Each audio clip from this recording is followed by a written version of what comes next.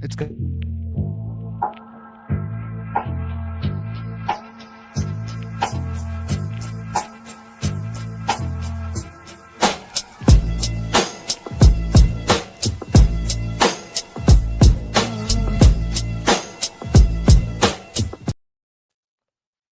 Is that right? It's TIO Al Friends music. We are back. It'll be me and my guy Pete tonight because old man Albanese Scrooge, he's sleeping right now because he has been on full-time hosting duties this week. He is on midnight to 5 a.m. on the fan. So catch him there. Call him with any complaints, concerns, how handsome we are, whatever you need. But I'm Anthony Gallo. I know it's been a long time. And my guy, Pete Kennedy. What is up, Gallo? Yeah, dude. What a time to be alive. We're here talking some sports. Al is talking sports on the fan in just a few hours. Yes. So, the TIO Al Friends have been, touch and go for a little while. But we ain't gone, man. We're right here. And we're back today. And we're back moving forward. And we're locking in for the rest of this football season, the next season. There's so many exciting things to talk about, Gallo. So many exciting things. And I think we have to start. I have a bone to pick with Pete. And we are not going to turn. I have a serious bone to pick with my guy. And it has nothing to do with the Pistons or the Pacers this time. But first, let's kick it off. The Jets did something right. The Jets did two things right, which for me, they might have done three things right. And we'll get to the one that isn't trade deadline related. But Sauce Gardner, 2 picks. 2 first-round picks from the Colts, and Quinnen Williams, second-round pick in this coming draft, and then a first-round pick, the Cowboys' first-round pick the next year, correct? Mm-hmm. That is a huge haul. I'm shocked. I shouldn't be, and I'm gonna pull back a little bit from my own fandom. But the Broncos had Darren Muji in their front office. Yeah. So this was something they had done in his time. He was not the GM, but he had various jobs there. And in his time frame with the Broncos, they got rid of Von Miller. They got rid of Demaryius Thomas. So this is not something that is unknown for this guy to go out there and move key pieces. And I think for Aaron Glenn, it almost gives him an actual reset where now the losses won't feel as critical. You almost got to pretend like this season didn't exist, right? For the on-the-field New York Jets, this season didn't happen, right? Close your eyes. Don't look for it. Don't look for stats. Don't look for what Justin Fields has done unless you're playing fantasy football, because then he's been fine. Like, it's that ugly on the field. However, Jets fans feel depressed about this right here, right now, because your guys who you actually liked and cared about, Sauce, touch and go on that a little bit, they're gone. Quinnen Williams has been a Jet favorite, fan favorite for years now. He's gone. That's okay because you stunk anyway, and nothing was going to happen anyway. And now this reset, this idea like, oh, they're going to draft a new quarterback and, Glenn's going to get fired and then it's going to be a mess all over again. No, this is a clean slate. Go with Glenn. This season doesn't count. Keep it pushing. Well, and I think the key is they're both great players. Yeah. And I know a lot of people have this, like Quinnen Williams is wanted out, which at that point, it's like, what are you actually getting mad about with dealing him and getting a haul? Now, if you're a Cowboys fan, I honestly think you're thinking, what is Jerry Jones doing? He clearly saw Grim Reaper and was like, I have to change course now. Trading Micah Parsons was a mistake. But for the Jets, you paid Sauce Gardner like he's a top 3 corner. Mm-hmm. He is not. He's a great corner. I am not trying to crap on him, but he's a great corner. But you paid him like he's a top 3 corner. He's not a top 5 corner. And you got a package for him like he was Pat Surtain or Derek Stingley. Like you got an upper echelon offer. And I saw people complaining like, oh, why didn't you get rid of Brees? And why didn't you get rid of Garrett Wilson? Well, if you get young pieces, whether it is a veteran quarterback or a young quarterback that you think is the guy of the future, what can help them is a good pass catcher, a good running back, and the corner is not going to impact him right away. And you can still fill a defense, and you can make a defense competent through free agency. You cannot just completely build an offense through free agency. You need a good quarterback. You need a good offensive line, and a lot of that starts in the draft. Yeah, and I think one more thing to add on that, I was surprised how many people were seemingly upset about losing Sauce because I feel like all he's done is getting crapped on for the past 2 years. I mean, if you listen to WFAM, there's some hosts who wouldn't call him Sauce over the last 2 years. They were calling him by his government name, Ahmed, for 2 years because he's not tackling. And yeah, he's still locked down on the air. People aren't throwing his way because he's that good in that setting, but he's not a single-handed defense changer like you just said. You have one on your team. When Pat Shanahan's there, he is somebody who can break offenses by himself. Sauce hasn't been doing that. And if Sauce and Quinnen are those guys, why has the Jets defense been so mediocre to bad straight up? Well, and I think I'll even say it this way. Quinnen Williams, I think, has been a letdown with his play. I don't think Sauce has been a letdown, but I also think the nature of that position is one corner is not going to change your defense. Pat Surtain is, in my opinion, one of the 3 best defensive players in the league. But also he rightfully so won Depoy last year, no? There you go. Right. And but that Broncos defense is also multiple corners. They have 2 good safeties, a good pass rush. So it's not like that impact is all just coming from Surtain. Look at the Brown. And then I'm going to take it to another position. In Myles Garrett, he is the best. He may end up being the best pass rusher in the history of football. He's already, I think, top 25 in sacks, or he's like 1 sack outside of the top 25. And guys like Khalil Mack and Calais Campbell and, guys like that are in the top 25. But he's also not drastically impacting the Browns' ability to win games because he's just one player. And the Jets weren't one player away. I heard Tiki Barber say this earlier today, and I thought it was or yesterday, and I thought it was bright. They're not one player away, and they're certainly not one defensive piece away. So the fact that if they had gotten 2 seconds for Sauce, I would have been like, that's a mistake. But the fact that they got 2 firsts, then got a second and a first for Quinnen, it completely changes the narrative because now you have the ability to draft and trade equity. So I think it was a home run for them. And last thing I'll say on it, to get that type of draft capital for Sauce when he's already been paid is even better, right? So like this money that you're making back on the deal, he was when he got the deal, the top paid corner in league history.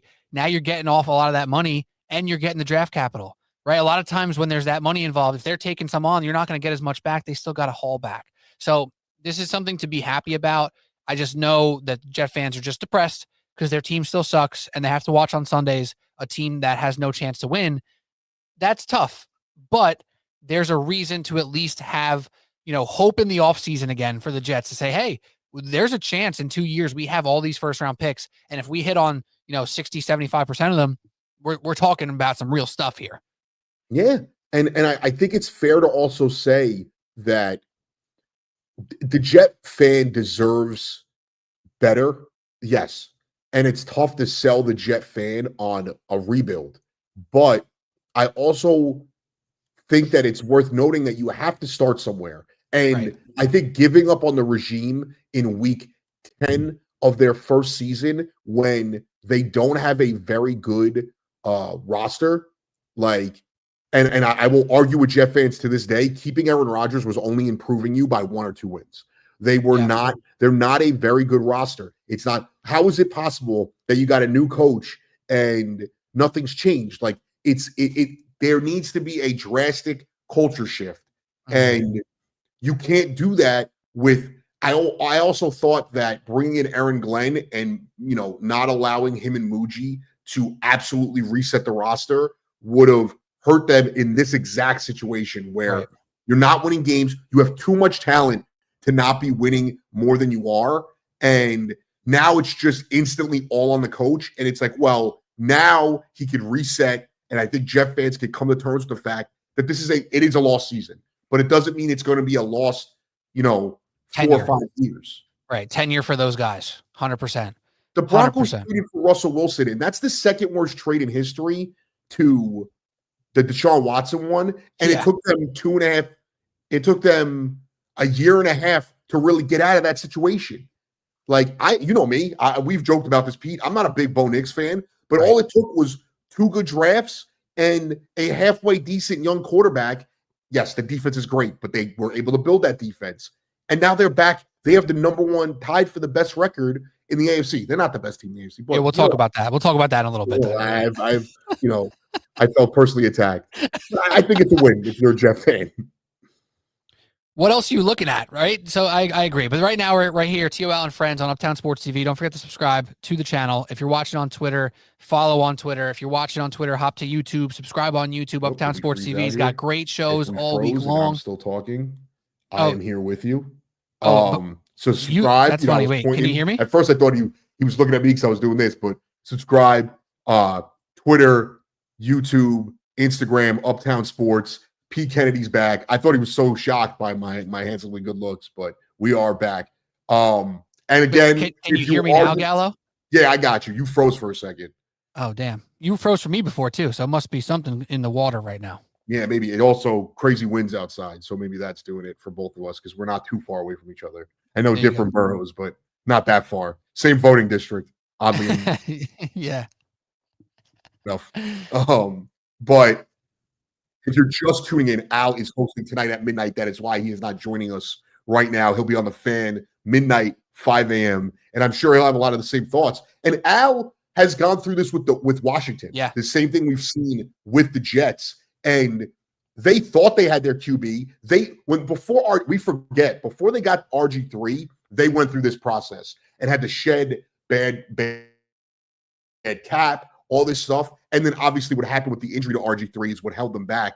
But then they did it again with Jaden Daniels. And this is the natural process. And the one good thing about the NFL is you can compete a year after supposedly rebuilding. So I think it's a win. I agree. Do you have me now still? I just want to make sure. Yeah, you're good. You are good. I'll give a Pete if you freeze out again. Now, on the other hand, you're a Giant fan. What is your reaction to them not doing anything at the deadline? You know what? The reaction is simple. If Cam Scatterboo and Malik Neighbors were healthy, if they had won one or two of the last few games and they were teetering around competitiveness, I would have wanted to see some action. I would have wanted to see some moves. At this point, they are kind of stuck in limbo. There aren't really players that you can point to say, hey, trade this guy to help their future, because everybody who you want to trade or is the trade or the piece that's going to get you something, you want to keep around. You're not trading Brian Burns. You're not trading Dexter Lawrence. Those guys are still really good despite drama around Dexter Lawrence right now, whatever. You're not trading Abdul Carter. Maybe you would say Tibbs, but he's playing well too, and he's super young still. So who are you actually trading to get value for the New York Giants? So it was a little bit weirdly, blasé, if you will, for the Giants not to do anything. But I didn't see the moves for them to make, and them moving for a receiver upgrade. Again, what's the point? Why are you giving up assets to go get a Jacoby Myers? He's not changing the outcome of their season. Is he maybe making Dart's life look a little better for a few games?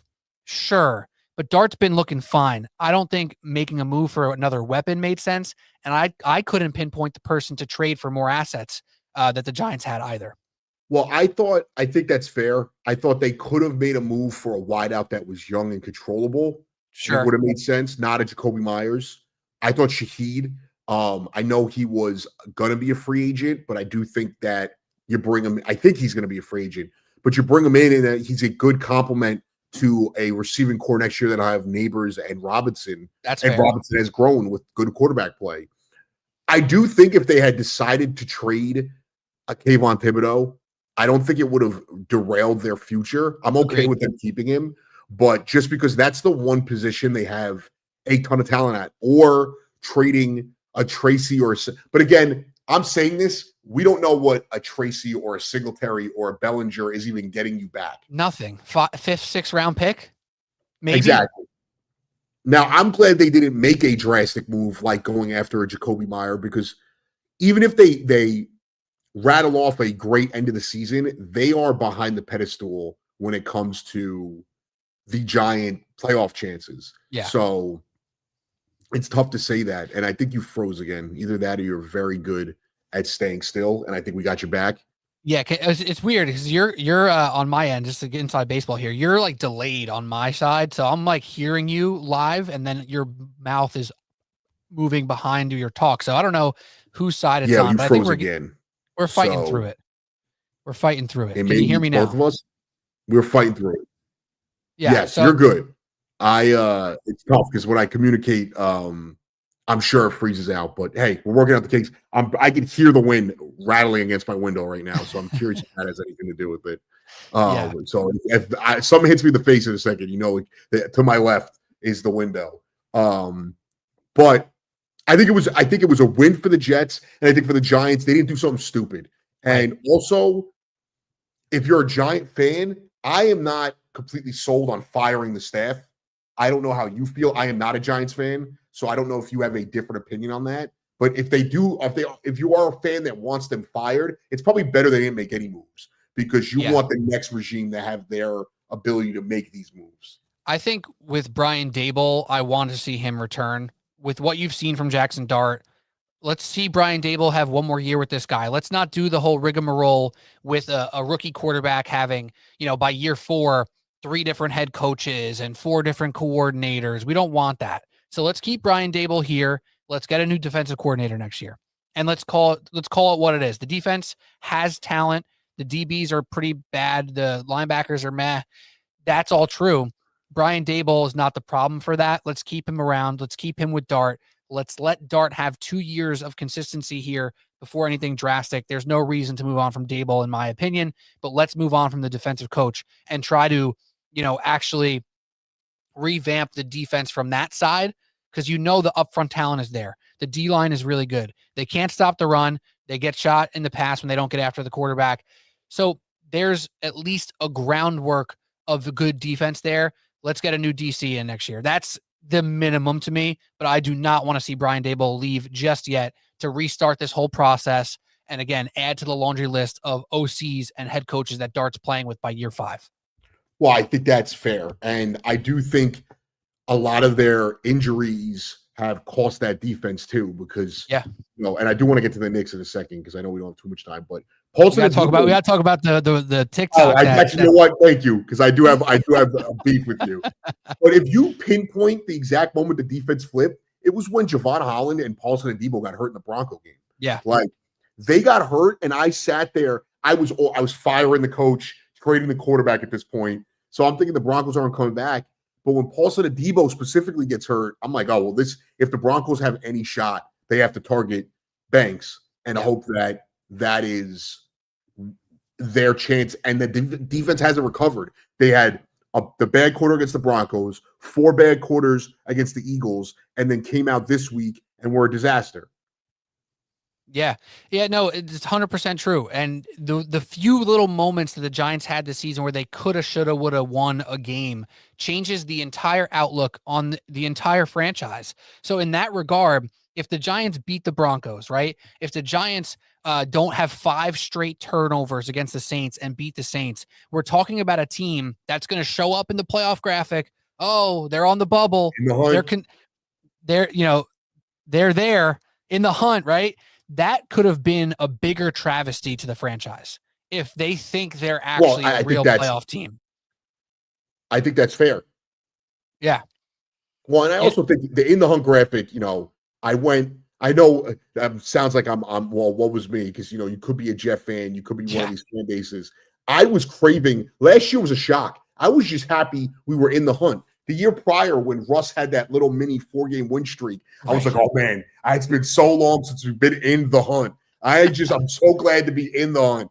So that's it's funny to say that, but that is the next step.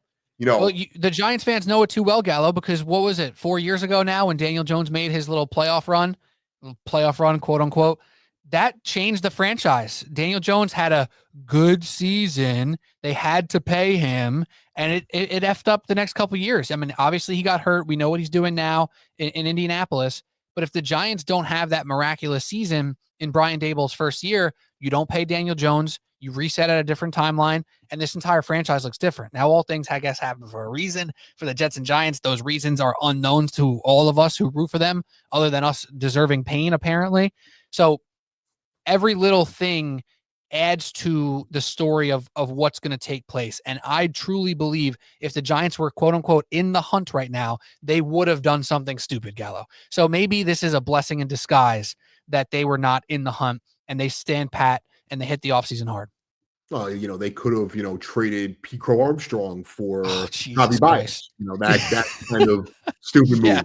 Yeah, Not exactly. to cross over sports. Now, real Yeah. quick, because I don't want this to drag on too long, and by the end of tomorrow night, Pete could be proven right. But I hope not. I'm taking them in Survivor. Our guy's a little bit of a sports influencer. He's out here. He's feeling himself, and I see him put like almost the 3 most fraudulent NFL teams, and one of them. We're not going to get into all of them. What was it? Colts, Broncos, and Patriots. Patriots. All teams I think are very good, by the way. But he goes out there and takes shots at my Broncos, and I had an issue with it. You know that thing when like you criticize your hometown, but then someone else criticizes it, and you're like, hey, fuck you, buddy. Okay, what are you talking about here? So that's how it was. I've been ripping. I think the Broncos are not as good as those other 2 teams you listed.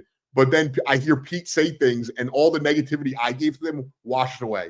But I will say this: I think calling what they do in the fourth quarter luck, I think, is unfair because they started the season choking 2 games away to the Colts and Chargers in the fourth quarter, and now they're winning those games. So if anything, I think this is a proven growth. Now, what happened against the Giants, I think, is also took a lot to go their way. It's both. It's for sure both. But they did it against the Eagles, and the reason why the Giants the outlier, what they did against the Eagles, what they did against the Texans this Sunday, what they've done a lot this season is they've just played the game, and when it's come to them, they've taken advantage of it. I think a lot of what we're seeing, though, is Sean Payton oversimplifying the offense, and then in the fourth quarter, finally opening it up. And it feels like he needs to have nothing to lose for him to actually call something good instead of, 3rd and 1s, he's throwing 50-yard bombs with Bo Nix, who can't hit an open receiver to kill, to save his mother. So I think their defense is legit. I think they have skill positions. I just felt, they're a fraudulent team. I was like, well, they're winning these games because of a consistent theme here. They're not turning the ball over in these situations. They're playing great defense, and other teams are also playing into what their hand. The Giants played into their hand. They played safe, and all of a sudden you're throwing it on 3rd down when all you got to do is run it one more time to kill the last time out for the Broncos. And the Eagles, Jalen Hurts couldn't complete a pass in the fourth quarter. Literally didn't complete one. I think fraudulent was a little unfair. I didn't say fraudulent, for the record. I didn't say the term fraudulent. I said I can't wait to bet against these teams in the playoffs. And it's funny that you say you like the Colts and Patriots better than your Broncos. I actually would rank the Broncos ahead of both the Colts and the Patriots. I think that the Patriots are a year ahead of schedule. They are where you were last year. When I say you, I mean the Denver Broncos. The Patriots, and I don't care how many people in my comments say they beat the Bills and they beat the Falcons, who also beat the Bills. The transitive property, first of all, doesn't matter in the NFL. No. The Giants beat the Chargers and the Eagles and lost to the Saints. I don't want to hear none of your transitive property crap. The Patriots schedule, objectively a joke. It's a joke, and it's a joke moving forward to the rest of the season. There's a chance they're a top 2 seed in the AFC. That's not good for them because you know why? They're going to see the Chiefs or the Ravens in the first round, and I'm betting on the Chiefs or the Ravens. I'm sorry, call me crazy. The Patriots still have flaws. They're a year away. Your team specifically, though, because that's what all matters here. I just want to see, is it too much to ask, Gallo, to see Bo Nix have a 4-quarter game of successful offensive football? It's a lot to ask for because it's not possible. And that's my point. So all these comebacks are fantastic. Think about the Minnesota Vikings last year. Think about all these teams that jump out to a great record. Oh, the regular season darlings, the New York Giants from a few years ago with Daniel Jones. Oh, wow, they beat this team. They beat that team. They have the magic this year. Do you have the magic? Does the magic last? Or does that run out when you face great teams each week? Now, I'm not saying all 3 of the teams I said are going to lose in the first round because that's probably physically impossible. There's a better chance one of them play each other. I don't see the Broncos, Colts, or Patriots making a deep run in the playoffs this year. They're all a year ahead of schedule. It's not happening. I'm betting on the Bills. I'm betting on the Chiefs. I'm betting on the Ravens when they make it in there. And hell, I'm even betting on the Chargers still over those 3. That's ridiculous because the Broncos have the Chargers. Herbert's the best quarterback out of all 4 of those. Well, I'll tell you this much. One thing Herbert can't do that Bo Nix does is play well in the fourth quarter. So, I'm not going to get into that because we could derail the show. And we only have 10 more minutes. I will say this. I still think the Chiefs are the best team in the AFC. 100%. I would take the Ravens and Bills over all three of those teams, yes. But the one thing I will say is the Ravens and Bills, I could also see losing to all three of those teams just because they both feel extremely flawed. The one thing I will say about the Bills is James Cook, after Jonathan Taylor, might be the MVP in the NFL, in my opinion. I think Jonathan Taylor is the MVP. I think James Cook is right after him. And then Rico Dowd right after them. 3 running backs right there. 3 running back race for MVP. It's 1994 all over again. But the last thing I will say is with the Broncos is they went through what they went through last year, and they are improved. You added a running back who's 4th in the league in rushing yards. Agreed. Your receivers, I don't believe they're better. They seem to be producing more. They're better. Evan Ingram is an enigma. He is great some weeks, and he's a disaster other weeks. Their defense, though, when it's clicking, is the best in the league. And I maybe think besides Houston. And Houston, you just saw last week. Houston is they can't stay healthy, and their offensive line is putrid. Scary. And I think the one thing the Broncos are missing is maybe a consistent quarterback. But that was it. Can we get RJ Harvey some more love, please? Every time RJ Harvey touches the ball, good things happen. Sean Payton looks at RJ Harvey and he's like, oh man, he scored a touchdown. That means he should sit on the bench for 3 drives, which makes no sense. Guy has, I think, 5 touchdowns in his last 5 games or 4 games, something like that. Give the guy the ball, please. And also, it's okay to run the ball on 3rd and short. It should. That's all I'm saying. We do not have to air it out. But I agree. I know they're playing right now. I don't have the game on. I do. It is tied. It's tied. Okay. Well, 66-65 in the middle of the 3rd. There you go. Oh, it's right about where it was when I left. The Knicks had just stormed back. I think Nick panic. Me and you are definitely on the same page about this. It's overblown. The team has. No, Gallo. I'm panicking hard, dude.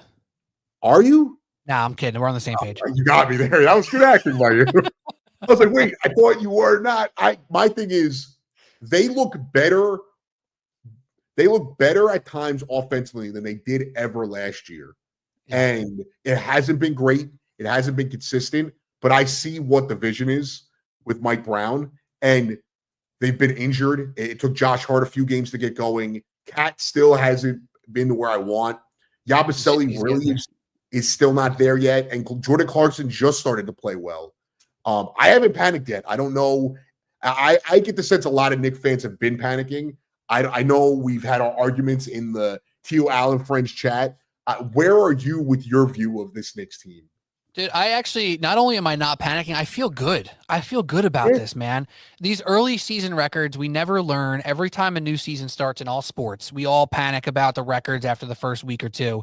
It's not that serious. This Knicks team is looking as deep as it's ever been in this new regime of being healthy. I mean, a playoff contender. This Knicks team is playing a style of offense that I've been asking for 2 years now. And I can point to very specific plays. It was 2 nights ago. The first play of the game, Karl-Anthony Towns comes from the block. He rolls off a pin down and catches a wide open 3 in the corner. It was the first play of the game. It was very simple. He nails the shot. No one thought about it again. That is the type of play the Knicks just were allergic to over the last 2 seasons with Tom Thibodeau. And whoever's fault that was, it was their fault. I don't care to talk about it anymore. What I care about is now. Towns is going to get better looks in this offense than he's gotten in his entire career.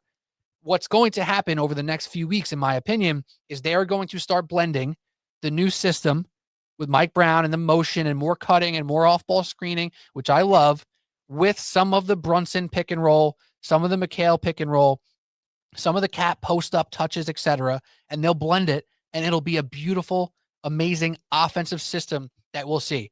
Gallo, what happens when you start a new job or you get a new boss or a new system gets brought onto your workflow? You hammer that thing so hard. You're saying, hey, I got this new system. I'm going to cross every T and dot every I and do it exactly how I was trained to do it. That's where the Knicks are still in right now. Oh, new system. We got to run every off screen. They're going to find a balance that's going to be beautiful. I really believe that. And on the pieces specifically, Towns looked a lot better already. I know he's battling some injury stuff. I'm not worried. And Jordan Clarkson has been the guy I talked about most preseason. He's played for Utah for 4 years, being absolutely irrelevant. When he gets the ball, he was allowed to do whatever he wanted. And he was incredibly successful. He assisted well. He got to the free throw line. He don't have that freedom yet with the Knicks, but he's starting to find what he's going to have with the Knicks, which is open looks he couldn't imagine in Utah.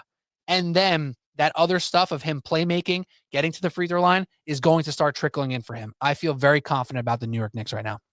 Well, you mentioned a couple things. I think one, the biggest thing that stands out to me so far this year, Bridges and OG look so comfortable. So good. And they've looked comfortable from opening night.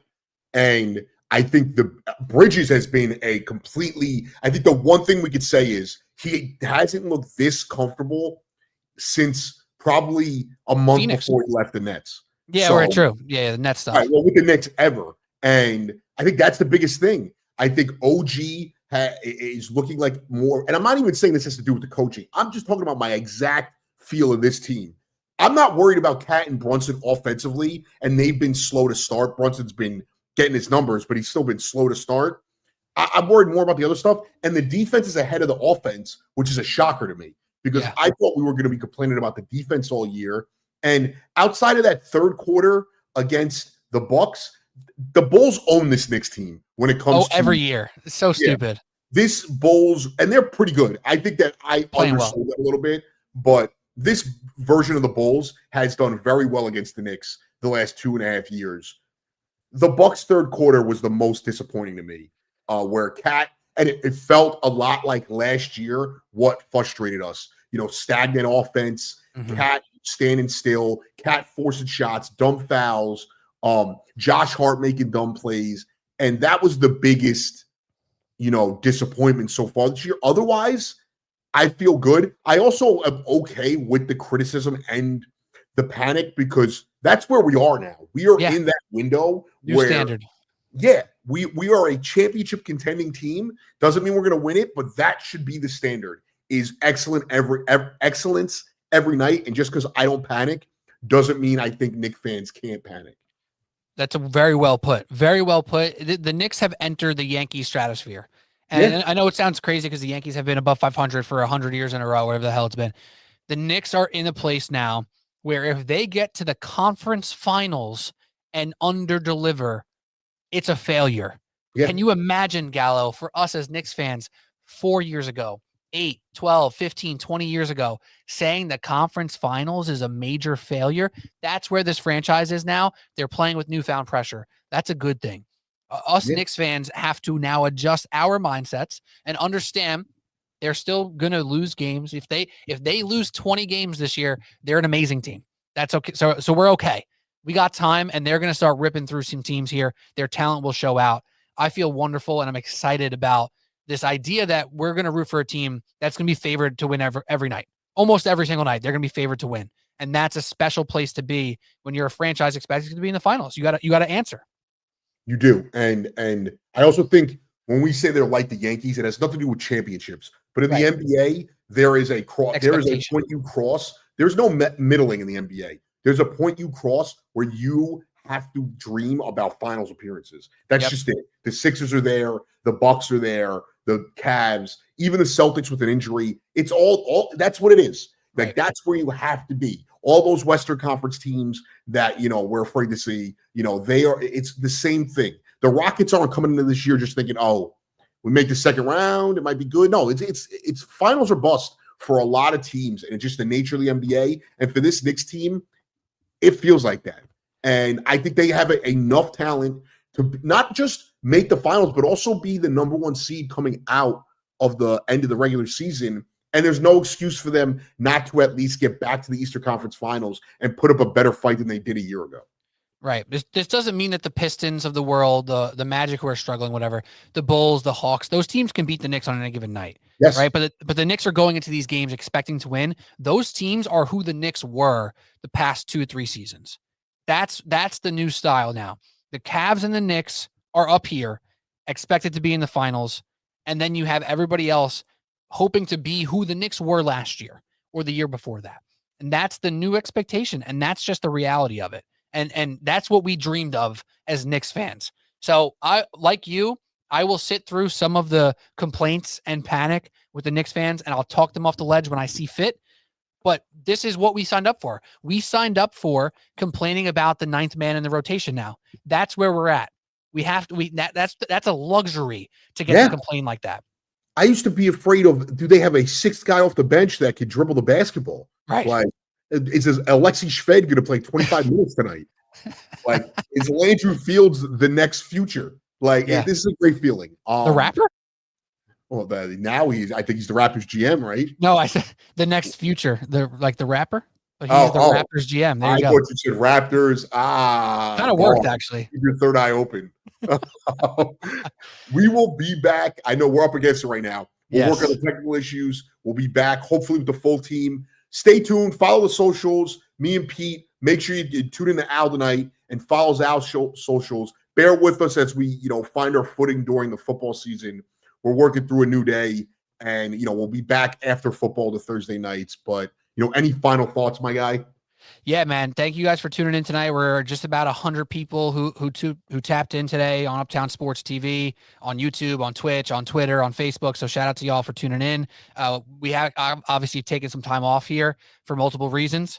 Everyone's been busy. We got multiple jobs, all of us, and we're grinding out here. But we're coming back, and we're not going anywhere anytime soon. So jump aboard, subscribe to Uptown Sports TV, subscribe to my podcast, Subway Sports Talk. If you want to see the TikTok that Gallo's talking about, that people crushed me on, all these Patriot fans, dude, I'm sick of them. I'm not, you Broncos fans are good in my eyes. The Patriot fans are pissing me off. Go on my TikTok at Subway Sports Talk and check that out. That's all I got. And besides that, wash your ass, right? Is that right? I will be on Friday after the Nets on the Fan. Al's on the next 2 nights, and I think his normal Saturday slot. So make sure you tune in to Al, and we'll all be back next week. Wash your ass.